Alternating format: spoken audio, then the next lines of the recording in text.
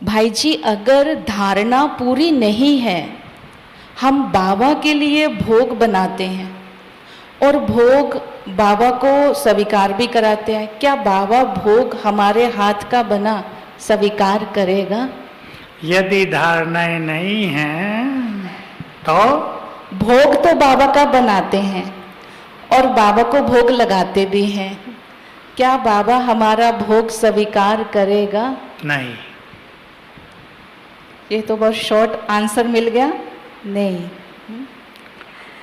हम गृहस्थ में रहते हैं, रिश्तेदारी में जाना पड़ता है, संबंधी हमारे लिए बिना प्याज लहसुन का बड़े प्यार से भोजन बनाते और खाने का आग्रह करते हैं, उनकी भावना बहुत होती है, उस समय बहुत धर्म संकट होता है।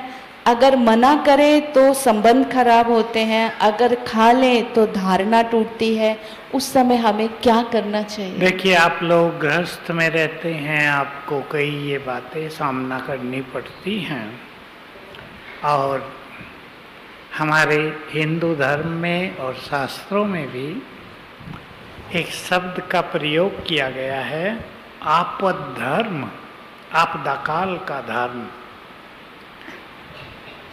बहुत प्यार से भोजन बनाया गया है, प्यार की तरंगें उसमें भर गई हैं। अगर हो सके तो आप किसी कन्या से बनवा लिया करें या उन्हें कह दें कि थोड़ा नहा धो के कपड़े बदल के तो बनाएं, और जब भोजन आपके सामने आए तो आप उसे दृष्टि देकर कम से कम 7 बार संकल्प करेंगे, मैं परम पवित्र आत्मा हूँ। तो आपकी दृष्टि से पवित्र वाइब्रेशंस उस भोजन में समा जाएंगे, फिर आप स्वीकार करेंगे। मन में संकल्प नहीं करेंगे, हाय हमारी धारणा टूट गई, ये नहीं। ये आपद धर्म है और गृहस्थ वालों को कहीं ना कहीं समझौता करना पड़ता है। आप अपनी बहन के घर ही गए हो और बहन का बड़ा प्यार है आपसे और वो आपसे आग्रह करती है, तो उसको ठुकराने में भी अच्छा नहीं लगता। इसलिए इस विधि से आप भोजन स्वीकार कर लिया करें। ठीक है, बहनों को, माताओं को, भाइयों को पसंद है? स्वीकार है, आंसर क्लियर हो गया। लेकिन ये इसको यूज टू नहीं करना है लाचारी हालत में, जहाँ ऐसी बहुत ज़्यादा प्रॉब्लम आ जाए, संबंधों की आ जाए, धर्म संकट आ जाए, तब। ठीक है भाई जी, अगर हमारी स्थिति ही इतनी ऊंची है तो कोई आग्रह कर ही नहीं सकता है, लेकिन फिर भी ये ऑप्शन मिला है। दूसरा है भोजन से संबंधित, आजकल मशीन मेड काफ़ी चीज़ें आ चुकी हैं खाने के लिए। ब्राह्मणों को वो चीज़ खा भी लेते हैं, जैसे कोल्ड ड्रिंक, ब्रेड, पनीर, दही, बिस्किट, तो रोस्टेड चीज़ें। तो हम जब धारणा का फॉर्म भरते हैं तो हम क्या उसमें 100% कंप्लीट धारणा लिख सकते हैं? थोड़ा कम लिख देना, क्या दिक्कत है इसमें? जब से हमारे यहाँ विदेशों की सेवा प्रारंभ हुई थी तो विदेशों में तो यही होता है कि लोग बहुत सारी चीज़ें जो मशीन मेड होती हैं बाज़ार से लाते हैं और खाते हैं। ये उनकी प्रथा ही है। अगर उनको बिल्कुल बांधा जाता था तो फिर वो आते ही नहीं थे। एक बहुत बड़ा लॉस उन्हें भी होता था, इसलिए थोड़ा रिलैक्स किया गया था। वही बात है, आपातकाल में अगर आपको ऐसा कुछ खाना पड़ रहा है तो कोई दिक्कत नहीं है, लेकिन उसको अपनी रूटीन नहीं बनाएंगे, बस ये ध्यान रखना। क्योंकि कई बार ऐसा होता है कि भोजन की धारणा को अपनाने के लिए और नुकसान कर लेते हैं लोग, उससे भी बचना है थोड़ा। और नुकसान बता दो क्या करना। हमारे कई कुमार इतने पक्के होते थे, जो होती थी बाहर की उनकी, फिर कुछ खाते नहीं थे, लंबा समय भूखा रहने से एसिडिटी के शिकार हो गए। फिर उनको कुछ सुविधाएं ऐसी देनी पड़ी कि कुछ मशीन मेड चीजें आजकल मिलती हैं, ऐसा होता है जिन पे मनुष्यों की दृष्टि भी नहीं पड़ती, उन्हें इसी तरह दृष्टि से और योग से, पवित्रता से वाइब्रेशंस देकर फिर स्वीकार करेंगे। आंसर क्लियर हो गया? ये सब इसलिए है जब कुछ भी ना मिले तब। एक है आसक्तिवश, मशीन बेंड है तो खाते जाओ, वो नहीं, जब कुछ ना मिले तब इन चीजों को यूज किया जाए। अभी योग से संबंधित है, सहज योग की विधि क्या है भाई जी? कर्म क्षेत्र पर संबंध में आते, कर्म करते, हम अलौकिकता और लौकिकता में संबंध निभाते, हमारी स्थिति योग युक्त रहे, एक रस रहे, वो कैसे हो सकती है? देखिए, ये मैंने सवेरे की क्लास में भी आपको कह दिया, स्मृति स्वरूप होने से योग युक्त स्थिति हो जाएगी। और आप अगर शाम को रहेंगे शाम को भी, या जल्दी जाएंगे? बहुत चले जाएंगे लंच करके, नहीं तो शाम को हम योग अभ्यास और उस पर थोड़ी चर्चा ही करेंगे। पहले आत्मिक स्वरूप में स्थित होना होता है चिंतन के साथ। फिर योग की बहुत सारी विधियां हैं, हमने YouTube पर बहुत डिटेल किया हुआ है इसका, आप क्लास सुन सकते हैं। लेकिन योग ऐसा सब्जेक्ट है, सरल है, लेकिन संसार की सबसे गुह्य विद्या भी है ये। इसलिए जितना जितना इसका अभ्यास किया जाएगा, इसकी सूक्ष्मता, इसकी गुह्यता समझ में आती रहेगी। इसलिए अभ्यास बढ़ाएंगे। क्लासेस बहुत होती हैं, आप सुन लेंगे, क्योंकि ये सब्जेक्ट ऐसा है, अलग अलग व्यक्ति को अलग अलग ढंग से देखना पड़ता है। कईयों के ब्रेन की शक्ति कमजोर होती है, वो एकाग्र नहीं हो सकते। कुछ धारणाएं हमारी दो चार तो आप जानते हैं, लेकिन मोबाइल की धारणा भी बहुत जरूरी है, समझ गए ना? मैं और ज्यादा कुछ नहीं कहूंगा। इधर उधर की चीजें देखने की, सुनने की आदत पड़ गई तो मन बुद्धि एकाग्र नहीं हो पाएंगी। बहुत चीजें हैं, बुद्धि को स्वच्छ भी रखना है। जो ईर्षा द्वेष वैर भाव होते हैं, उनसे भी अपने को बचाना है। तब क्लीन बुद्धि, जो तीसरा नेत्र है, बाबा के स्वरूप को देखेगी, उस पर स्थिर होगी।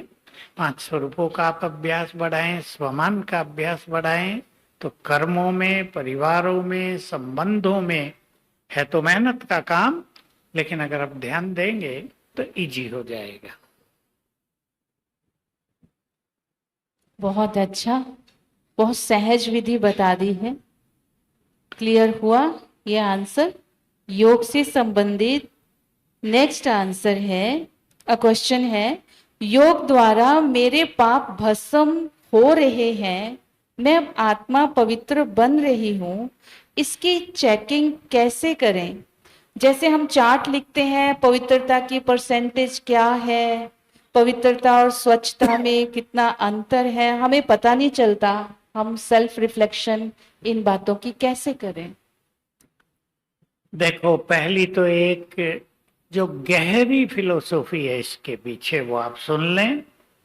जो मनुष्य के कर्म होते हैं, अच्छे और बुरे, वो सब उसके ब्रेन में सूक्ष्म रूप से प्रिंट रहते हैं। इसको मनोवैज्ञानिकों ने अनकॉन्शियस माइंड कहा है। जो अंग्रेजी जानते हैं वो समझ सकते हैं। अनकॉन्शियस माइंड, अचेतन मन, उसमें मनुष्य के जन्म जन्म के कर्म, अच्छे बुरे, सब सूक्ष्म तरंगों के रूप में प्रिंट होते हैं। जब हम योग करते हैं, योग माना सर्वशक्तिवान की किरणें आती हैं आत्मा में, आत्मा से फैलती हैं ब्रेन में, और वे इन तरंगों को समाप्त कर देती हैं, डिलीट कर देती हैं। और जो अच्छे कर्म भरे हुए हैं, उनको हमारे स्वमान जगा देते हैं। हमारे विकर्म विनाश हो रहे, हमारी प्योरिटी बढ़ रही है।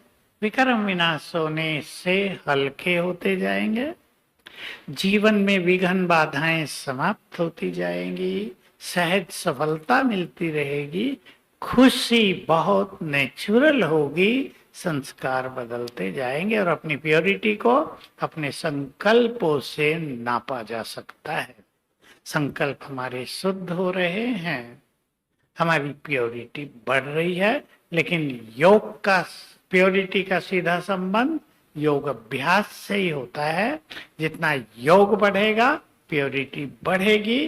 बाबा की महावाक्य आपने सुने हैं, योग बल से ही आत्मा पावन बनती है, जबरदस्ती नहीं।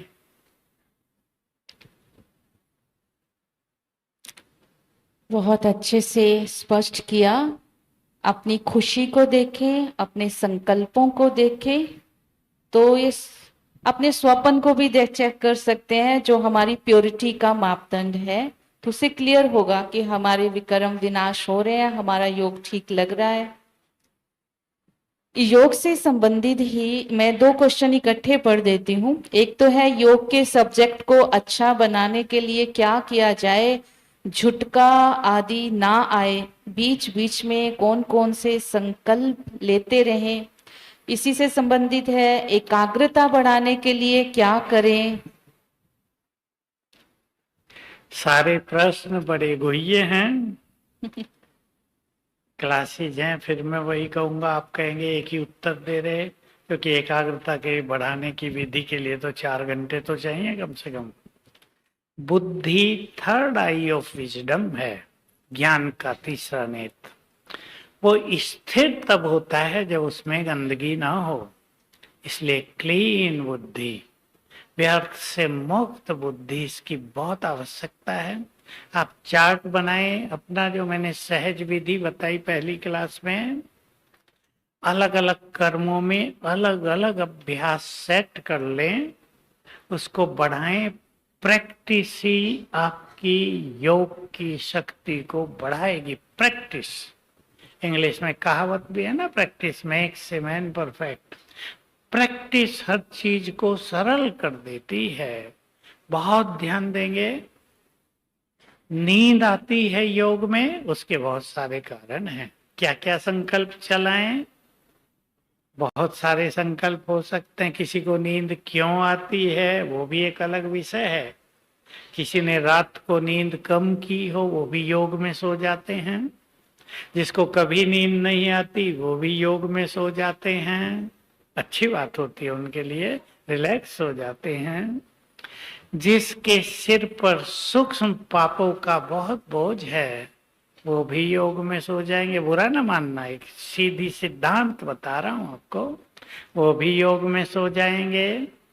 जो दूसरों को बोल के द्वारा, व्यवहार के द्वारा कष्ट पहुंचाते हैं वो भी योग में सो जाएंगे, क्योंकि उन्हें ईश्वरीय सुख मिलने का वरदान प्राप्त नहीं होता है। इसलिए योग से पहले 5 स्वरूपों का अभ्यास कर लिया करो 3 बार। ब्रेन चेतन हो जाएगा, क्योंकि ब्रेन का गहरा कनेक्शन है मन और बुद्धि से। ब्रेन डल है, वीक है, तो योग में अनेक बाधाएं हैं। इसलिए अपने ब्रेन को ठीक रखना, अच्छी नींद, अच्छा भोजन। हम में से कई लोग कुछ भी बातें सुनकर केवल फ्रूट उस पे, जूस पे रहने लगते हैं, सोचते हैं योगी बहुत अच्छे बन जाएंगे। थोड़ा दिन तो चलेगा, जैसे जैसे ब्रेन वीक होगा सब कुछ खेल बिगड़ने लगेगा। इसलिए श्रीमद् भगवत गीता में भी है, प्रॉपर डाइट, प्रॉपर स्लीप। एक ठीक ठीक भोजन, ठीक ठीक नींद, कम से कम 6 घंटे अवश्य, मनुष्य के ब्रेन को चेतन, जागृत, स्ट्रांग रखेगी और तब आपका योग भी अच्छा लगेगा। बाकी योग में तुरंत नींद आ जाए, कई तो ऐसे महारथी होते हैं, 3 मिनट का गीत बजना शुरू हुआ, ओम शांति, और सोना शुरू। 10 सेकंड भी नहीं, शुरू होते ही। इस स्थिति से बचेंगे। एक स्थूल साधन भी है, आप 5-7 मिनट खाली पेट अनुलोम विलोम प्राणायाम कर लिया करो, उससे ब्रेन को ऑक्सीजन जाती है। ये लोग वो नहीं सिखाते जो बताते हैं, पर आपको पता हो अनुलोम विलोम प्राणायाम से ब्रेन को ऑक्सीजन जाती है, इसलिए कई चीजें ठीक हो जाती हैं। बहुत बहुत थैंक्स। नींद आने के बहुत सारे कारण हैं, इसका डॉक्टर खुद बनकर खुद को चेक करना पड़ेगा।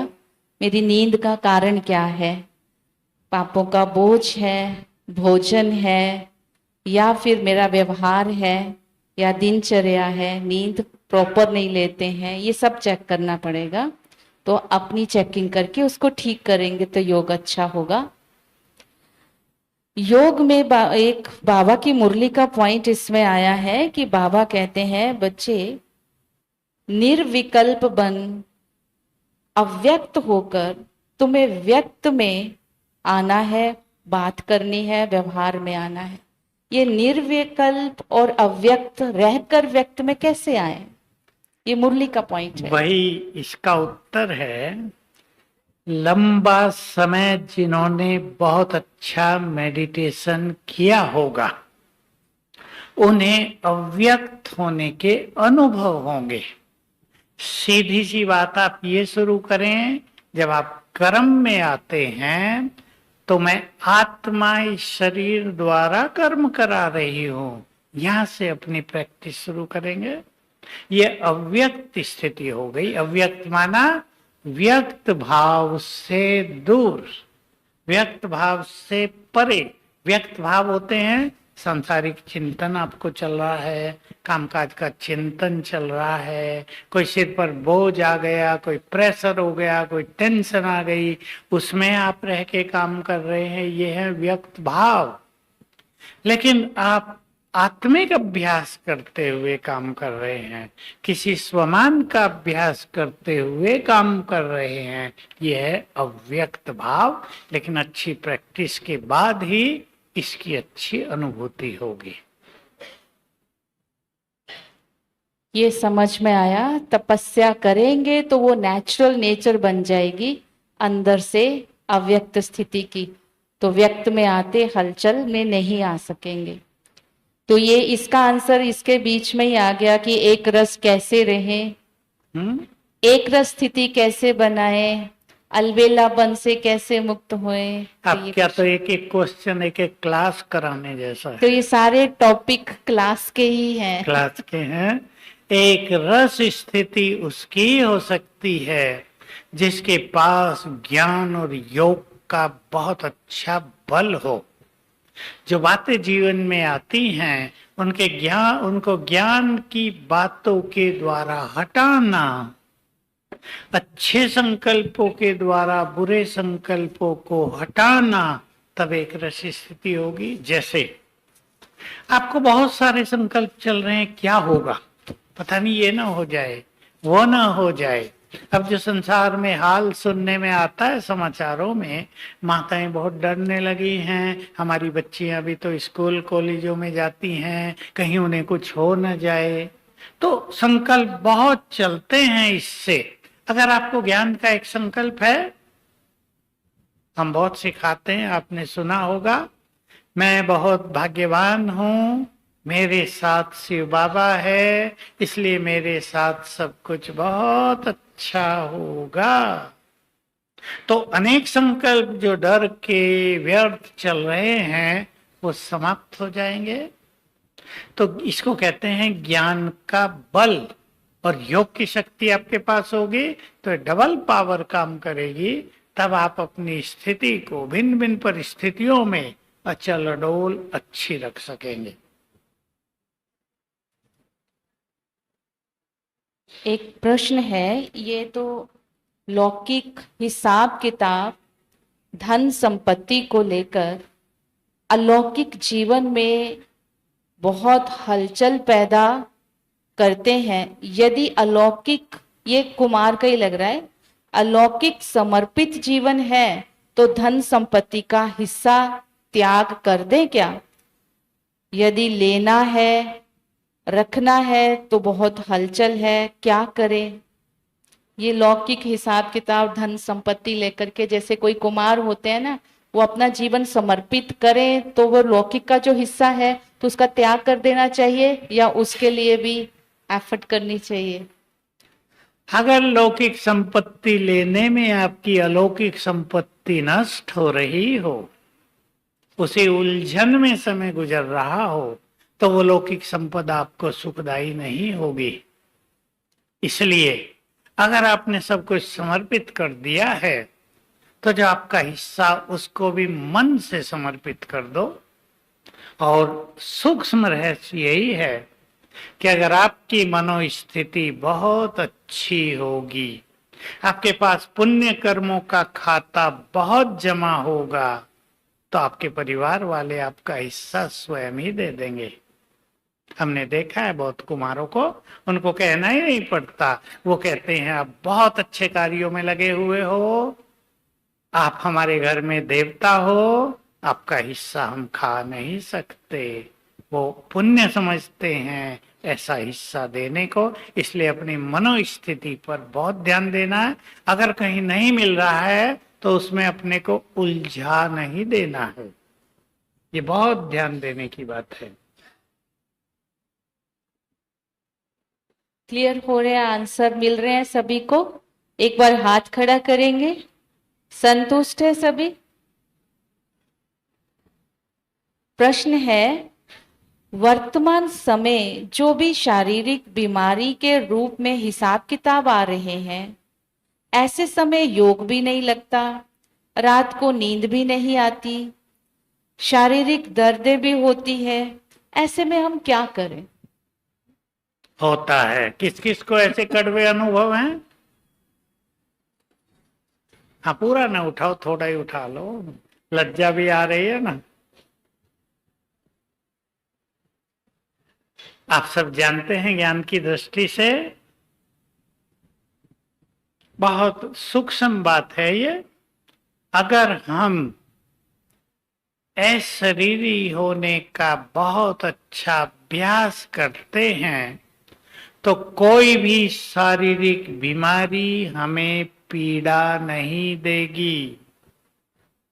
अगर हमारा जीवन बहुत सहज है, हमारा पुण्यों का खाता बढ़ा हुआ है, तो बीमारियां भी सहज ही विदाई ले लेंगी, याद रखना।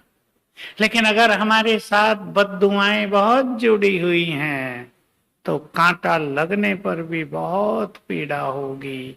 और अगर हमारा दुआओं का खाता बहुत भरपूर है तो चौथी स्टेज का कैंसर भी नष्ट हो जाएगा। ये अनुभव सुना रहा हूं आपको, बहुत सुखदायी फीलिंग हो जाएगी। इसलिए अपनी स्थिति पर ध्यान दें, पानी चार्ज करके पियो, और जितना भी योग लगता हो, घंटों नहीं, 10-10 मिनट एक स्वमान से योग करेंगे।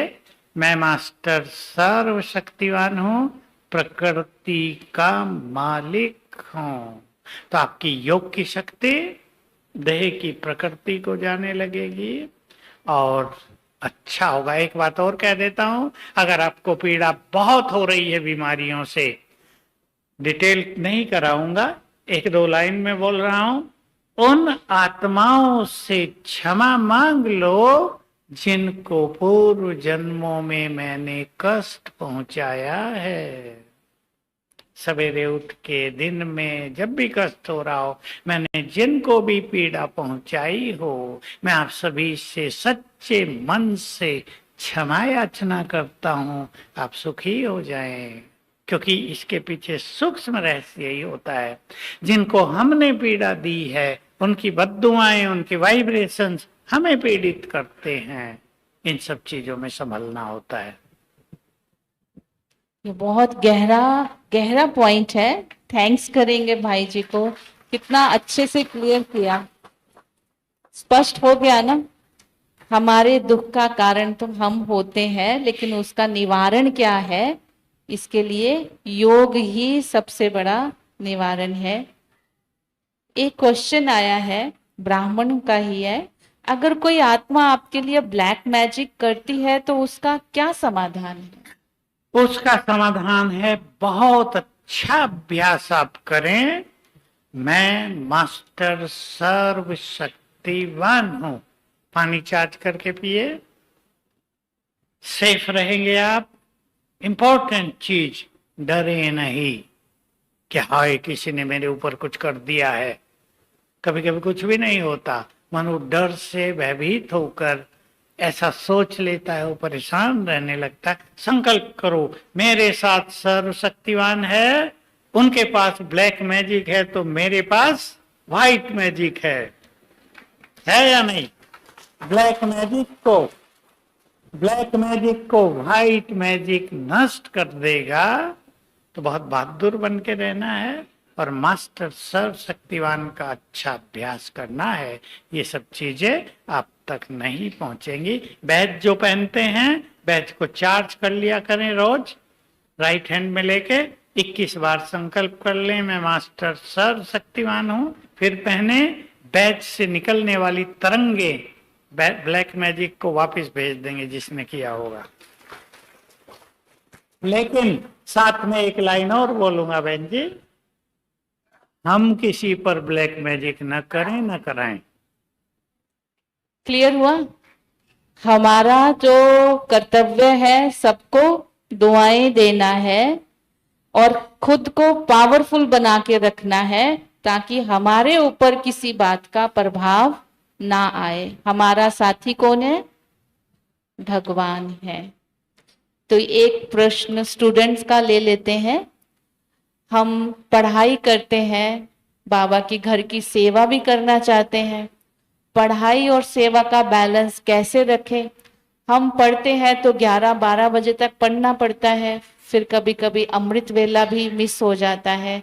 तो हम अमृत वेला भी पावरफुल करें और बैलेंस भी रखें, सेवा भी करें, पढ़ाई भी करें। ये सब सारे लड्डू चाहते हैं, सारे लड्डू मिलने चाहते, वो भी बूंदी के लड्डू और गुलाब जामुन और रसगुल्ले। सब चीजें हाथ में नहीं आती। आप स्टूडेंट हैं, यदि आप इम्पोर्टेंट स्टडी कर रहे हैं तो आप ये ना सोचें कि आपको सवेरे भी 4 बजे उठकर योग करना। आप 12 बजे तक पढ़ रहे हैं, उसके बाद आपको नींद पूरी करनी चाहिए। मेरा सीधा ये एडवाइस है। ये नहीं कि मुझे सेवा भी करनी फिर पढ़ाई छोड़ दें, ये भी नहीं। अगर आपका इम्पोर्टेंट काम चल रहा है, आप किसी कंपटीशन को दे रहे हैं, कोई कम्पिटिटिव एग्जाम आपके पास है, आप नीट कर रहे हैं, आपको आईआईटी में जाना है, तो तब पढ़ाई पर ही पूरा अटेंशन देंगे।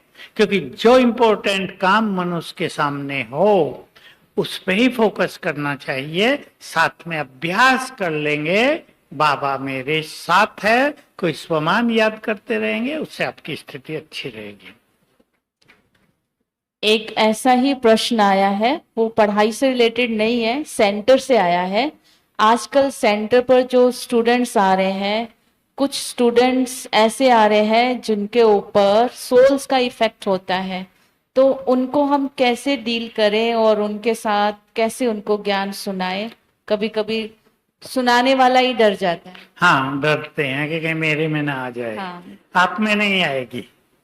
वो जिससे हिसाब किताब होता है सोल उसी में आती है, दूसरे में नहीं।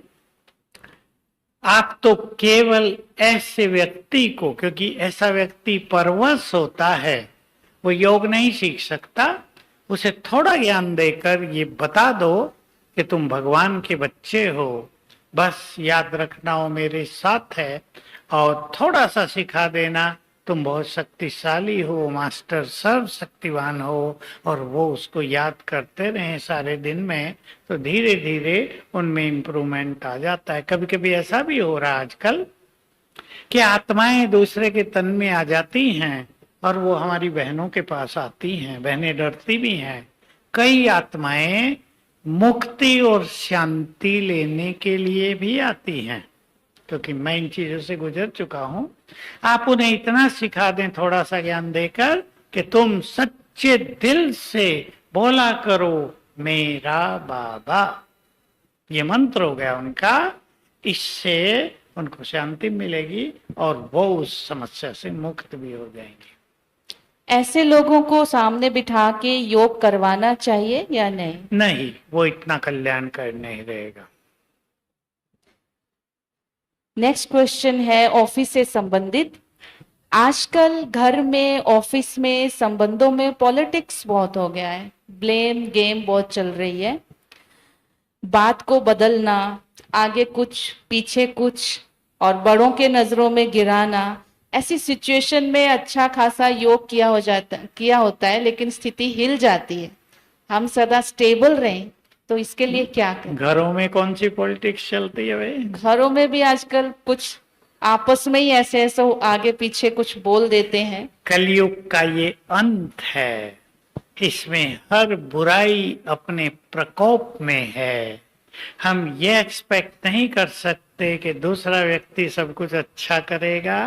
धोखे देने वाले ज्यादा, स्वार्थ वाले ज्यादा, आपकी धन संपत्ति हड़पने वाले और भी ज्यादा। आपको भिन्न भिन्न तरह के लोग घरों में भी मिल जाएंगे। इसलिए ये एक्सपेक्टेशन बिल्कुल नहीं कि सब कुछ अच्छा होगा, सब लोग अच्छे होंगे, ये तो मेरे हैं। आप बस अच्छे स्वमान का अभ्यास करो, आप सेफ रहेंगे। आप किसी से लेने की कामना ना करें, आप अच्छे वाइब्रेशंस देते रहो। हम जानते हैं कलयुग के अंत में बुरे लोग ज्यादा सुखी हैं, अच्छे लोगों को कष्ट है। आप कहेंगे हम तो बाबा के बच्चे, फिर ये सब क्यों हो रहा है? ये कलयुग का प्रभाव है। इसे अपने अच्छे वाइब्रेशंस देकर ही हम इसके प्रभाव से मुक्त रह सकते हैं। इसलिए इसमें ज्यादा सोचना नहीं है। क्योंकि ऐसा ही एक केस आया है कि जिसमें बच्चे अलग हो गए, पत्नी अलग हो गई, और उससे पति से सारी प्रॉपर्टी और सब कुछ ले लिया, अब उसको अलग कर दिया, तो वो डिप्रेशन में आया। तो उसने कहा मेरे ही बच्चे हैं, उनके लिए कमाया, उन्होंने ले लिया, इसलिए मुझे कोई दुख नहीं है, लेकिन दुख ये है कि मेरे अपनों ने मेरे साथ ऐसा किया, क्योंकि उसको अलग कर दिया सब कुछ लेकर। इसको इसी बात से खुश रहना चाहिए, मैंने बच्चों के लिए ही कमाया था, उन्होंने ले लिया, इसको देना था, बिना दिए ले लिया, तो भी संतुष्ट रहना चाहिए। और उसको सिखाओ अब ज्ञान योग करके, अब शिव बाबा से सब कुछ ले, क्योंकि विदेशों की कल्चर अलग है, क्रिश्चियन देशों की कल्चर अलग है, हमारे भारत की अलग है, लेकिन सब जगह सब कुछ बिगड़ा हुआ खेल है। इसलिए उसको कहो ज्ञान योग का अपना अभ्यास बढ़ाए और कुछ चीजों को स्वीकार करके आगे बढ़े। एक ब्राह्मणों की तरफ से एक प्रश्न है कि बाबा मुरलियों में भिन्न भिन्न स्थितियां बोलते हैं, अशरीरी बनो, देही अभिमानी बनो, विदेही बनो, निराकारी बनो, बीज रूप, ये सब एक ही है या अलग अलग होती है? आत्मिक स्वरूप में स्थित होकर शिव बाबा से कनेक्शन जोड़ लो, इसमें सारी स्थिति आ जाएंगी। परेशान होने की जरूरत नहीं कि हम ये नहीं करते, ये क्या कह दिया बाबा ने। जैसे जैसे लोग सामने बैठे होते थे वैसे वैसे महावाक्य चलते थे, यही इसमें रहस्य है। आपने सुना कि बाबा कहेगा केवल मुझे निराकार को याद करो, ब्रह्मा को भी नहीं याद करो। कभी कह देगा इसके बिना कुछ नहीं मिलेगा। लोग सोचते हैं ये प्रभु जी भी डबल बातें क्यों कर रहे हैं। वो जैसे लोग सामने होते थे, जो उनकी समस्याएं, डाउट्स होते थे, उस अनुसार बाबा के महावाक्य चलते थे। इसी से संबंधित एक और प्रश्न है, जैसे बाबा बोलते हैं कंबाइंड स्वरूप होकर मेरे को याद करो, तो इसका हम क्या विजन बनाए, क्या भाव है वो?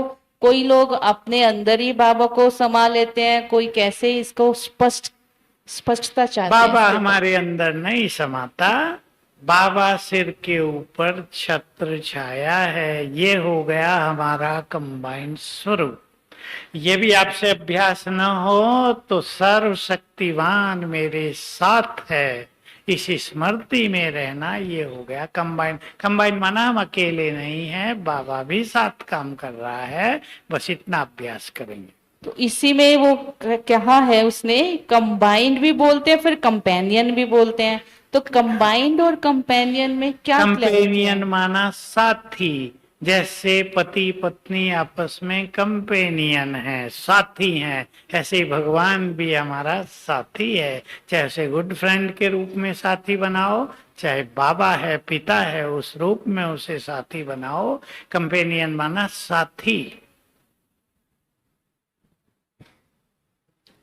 योग से संबंधित एक और प्रश्न आया है। जब हम योग में बैठकर बाबा से बातचीत करते हैं, कोई क्वेश्चन पूछते हैं, तो बाबा ने जो क्वेश्चन का आंसर दिया, जो हमें टचिंग होती है, वो हमारी अपनी होती है या बाबा की तरफ से होती है, ये हमें कैसे पता चले? अगर हमारे मन में बहुत संकल्प चल रहे हों, हम खुद उलझनों में हों, तो वो हमारे अपने संकल्प होते हैं। और अगर हमारा मन पूरी तरह से एकाग्र हो गया हो, फिर कोई संकल्प आता हो, वो बाबा की ओर से होता है। और बाबा की ओर से आने वाले संकल्प इतने पावरफुल होते हैं कि कंफ्यूजन रहेगा ही नहीं, ये मेरा है या बाबा का। मैं एक उदाहरण सुनाया करता हूँ अपना। मेरी आंखों में बहुत तकलीफ हुई थी कुछ साल पहले। तो देखो एक दिन क्या हुआ, मैं बाबा कहता था, बाबा आप ही बता दो कुछ इलाज इसका। एक दिन मैं दिन में सोया 2 बजे, 3 बजे बहुत झटके से आंख खुली और मैं बेड से पैर नीचे करके जो बैठा, ऊपर से आवाज आई, बच्चे जिनको आंखों की तकलीफ है उन्हें वाइब्रेशंस दो, तुम्हारी आंखें आप ही ठीक हो जाएंगी। वो इतनी पावरफुल थी, वो आवाज इतनी पावरफुल थी कि मैं ये नहीं कह सकता वो मेरे मन की है या ऊपर से आ रही है। ऐसे बहुत पावरफुल टचिंग होगी। मैं इसको टचिंग नहीं कह रहा, मुझे तो लगा ऊपर से आवाज आ रही है। तो इसमें हमें विश्वास हो जाएगा ये बाबा की दी हुई है।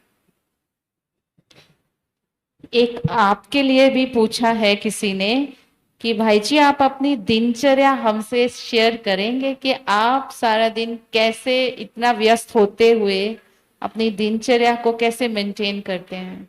देखो मैं तो ज्यादा व्यस्त रहता नहीं। पहली बात, आप कहेंगे आपके पास तो बहुत काम है।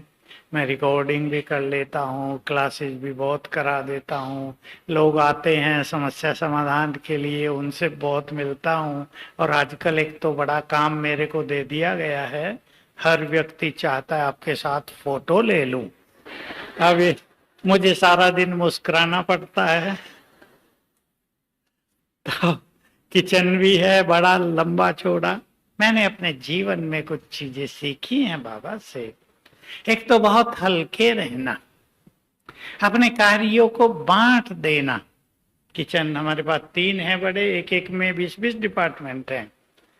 तो हमने देखा योग्य व्यक्ति को, उसको वो दिया, उसको सिखा दिया और you are free to do everything. अब फ्रीली काम करो, समस्या आए तो मुझे पूछना, नहीं तो करते रहो।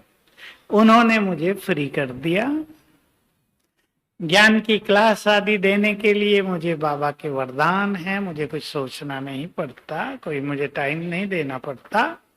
सवेरे सहज उठ जाते हैं, बहुत दिन तो सवेरे योग कराना होता है कम्युनिटी से, वो कराते हैं। फिर मुरली, मेरे लिए मुरली का रस सबसे ज्यादा होता है जीवन में।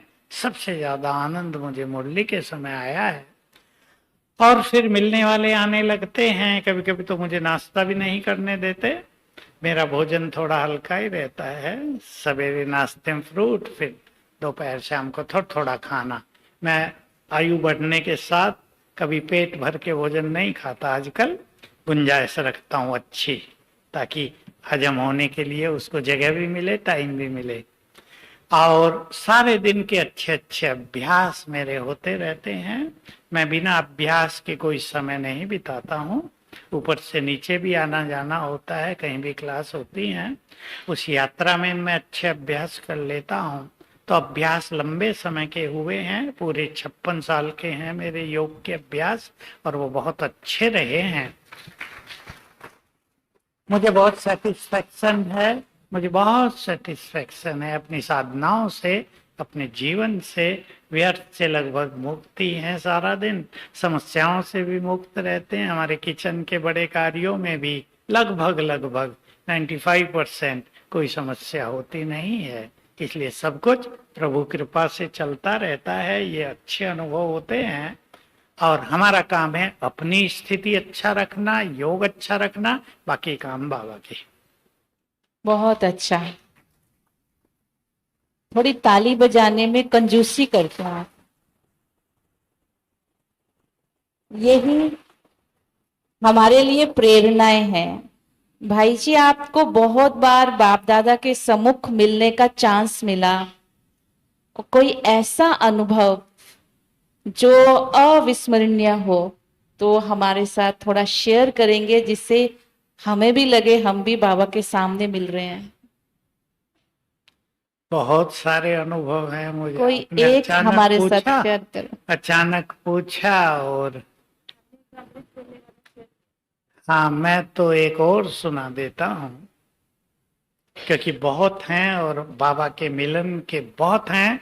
हम लोग थोड़े होते थे, बाबा से अच्छी बातचीत कर सकते थे, अपने मन के प्रश्न पूछ सकते थे व्यक्त बाबा से। और मुझे तो कई बार मौका मिला बिल्कुल पर्सनल मिलने का, जब कोई नहीं था। एक अनुभव मैं कभी कभी सुनाया करता हूँ, लेकिन पहले ये सुना देता हूँ। मैं किचन में काम करता था, तब भोजन बनाकर भाग दौड़ के नहा धो के जल्दी पहुंचा। मेडिटेशन हॉल था हमारे यहाँ, बड़ा हॉल नहीं था, ओम शांति भवन।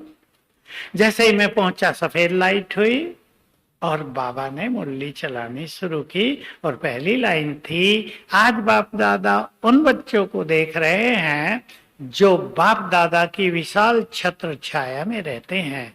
और मुझे एकदम डिवाइन फीलिंग हो गई, जबकि आए हुए मुश्किल से 3 मिनट हुए थे, मैं योग भी नहीं कर पाया था ज्यादा, कि सर्वशक्तिवान इधर विशाल छत्र छाया है और मैं बहुत डिवाइन हो गया हूं। यानी बाबा ने मुझे ऐसे 3 बार 6-6 घंटे के लिए अपने संपूर्ण स्वरूप में रखा। 77 और 78 में 6-6 घंटे मैं भी जगता रहा। रात को 12 बजे तक मुझे आभास था कि सोते ही ये खत्म हो जाएगा। एक तो ये अनुभव सबसे डिवाइन है जीवन के। सभी के लिए एक और सुना देता हूँ। बाबा अपने कमरे में आए हुए थे। दादियां तब ऐसे नहीं बैठती थी जैसे आजकल बैठती थी, बहुत सिंपल प्रोग्राम होता था। लच्छू बहन बाबा के पास, लच्छू बहन का नाम आपने सुना होगा, वो थी। सब मिल लिए। बाबा ने कहा सूर्य को बुलाओ। अब लच्छू दीदी ने नीचे से आवाज दी, आओ बाबा आपको बुला रहा है। सबने सुन लिया, सब उठ गए। तो मैं और एक मेरा साथी, हम दोनों जो कपड़े पहने थे ना, एक चादर सी डालकर पहुंच गए बाबा के सामने। क्या देखा? बाबा गुलजार दादी के तन में बैठे हैं, कोई नहीं है सामने। हम तो आनंदित हो गए दोनों। वाह, ऐसा मजा तो कभी नहीं आएगा जिंदगी में। भाई बड़े बैठे रहते हैं, थोड़ा डर भी लगता था ना।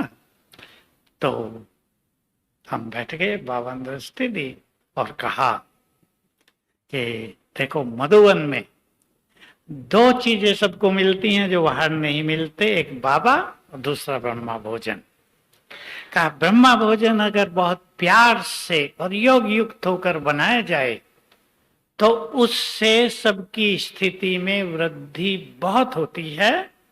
और तुम तो बनाते हो ना? मैंने कहा हाँ बाबा। कहा आज कितने लोग हैं यहाँ, कितने भाई बहन हैं? मैंने कहा 400। कहा 400% तुम्हारे जमा होते हैं रोज। मैं तो बड़ा खुश हो गया। तो फिर अकेले थे हम, और कुछ बाबा पूछते रहे, हमारे पास कुछ पूछने का था नहीं। हम तो सो गए थे, उठ के आए थे भागे भागे। बाबा ने कहा और कुछ पूछना है? अब हमारे पास कुछ था ही नहीं पूछने के लिए। बड़ी अच्छी मुलाकात थी, पर बहुत देर के बाद दीदी थी मनमोहिनी और दादी दोनों आए, फिर हम उठ के आ गए। ऐसे बहुत सारे अच्छे अनुभव हैं। बहुत अच्छा। वो ही वरदान आज तक साकार पालना, व्यक्त पालना और ब्राह्मणों की पालना करा रही है। प्रश्न तो बहुत है, 1-2 ले ले भाई जी अगर। हाँ, ले लो। ये पर्सनल प्रश्न है किसी का। मुझे ऐसे लगता है जैसे मेरे ही परिवार वालों ने मेरी बुद्धि को बांध दिया और भी बहुत सी अघोर विद्याएं की हुई है। मैं बहुत बीमार रहती हूँ, मेरे मेरे से काम भी नहीं होता, मेरे काम भी नहीं बनते। मेरे पति को भी हिप्नोटाइज कर रखा है, हमारी तरफ कोई ध्यान भी नहीं है। वो मेरी बेटी जो अभी सिर्फ 11 वर्ष की है, उसे कहते हैं तेरी माँ ने तुझे हिप्नोटाइज कर रखा है। वो लोग मुझे सेंटर पर भी जाने नहीं देते हैं। तो इस समस्या से मैं कैसे निकलूं? समस्या ये बड़ी होती है, ऐसे में मनुष्य परवश हो जाता है। परिवार के ही लोग आपसे संबंधों को बिगाड़ने लगते हैं। अगर वो यहाँ हो तो बस वो मास्टर सर्वशक्तिवान का अभ्यास सारा दिन करे और अपने को बाबा के सुपुर्द कर दे और बहुत ही विश्वास के साथ ये सब करे तो उसकी स्थिति में थोड़ा बहुत सुधार आ सकता है। ये भी पर्सनली अभी लेंगे 2-3 प्रश्न। मेरा छोटा भाई जो एडिक्शन में पड़ गया था, अभी भी डिप्रेशन में भी है। वो मेरी लौकिक माँ की या किसी की सुनता नहीं, उसे बाबा के साथ जोड़ना चाहता हूँ। कैसे करें ताकि उसका जीवन सुधर जाए और एडिक्शन से या इस विकार से बाहर निकल आए? जो भी नहीं कर रहा, प्लीज हेल्प कीजिए भाई जी। देखिए, ये सब कर्मों का खेल अब चल रहा है, मैंने बहुत बार सुनाया है। डिप्रेशन और मानसिक रोग इस समय की सबसे बड़ी महामारी है। एडिक्शन मोबाइल का भी, शराब आदि का भी और चीजों का भी बहुत ज्यादा है। मैं आप सभी को एक बहुत अच्छी विधि सुना रहा हूं, आप भिन्न भिन्न समस्याओं में इसका प्रयोग कर लेना। बहुत ध्यान से सुन लेंगे और दूसरों को भी सिखाएंगे। मान लो वो व्यक्ति नशे का आदी हो गया, एडिक्ट हो गया है, वो व्यक्ति नशे का। कोई व्यक्ति बहुत क्रोध करता है, कोई व्यक्ति आपसे शत्रुता रखता है।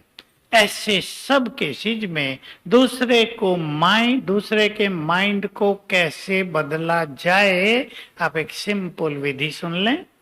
ये सब कॉन्शियस माइंड की विधि है, अंतर मन की शक्तियों की विधि है। जब वो व्यक्ति सोया हो तब आप जगेंगे, क्योंकि जब दूसरा व्यक्ति सोया होता है उसका सबकॉन्शियस माइंड जगा होता है, अंतर मन जगा होता है। 1-2 मिनट उसे वाइब्रेशंस देना। वाइब्रेशंस देने की विधि सवेरे मैंने बताई है।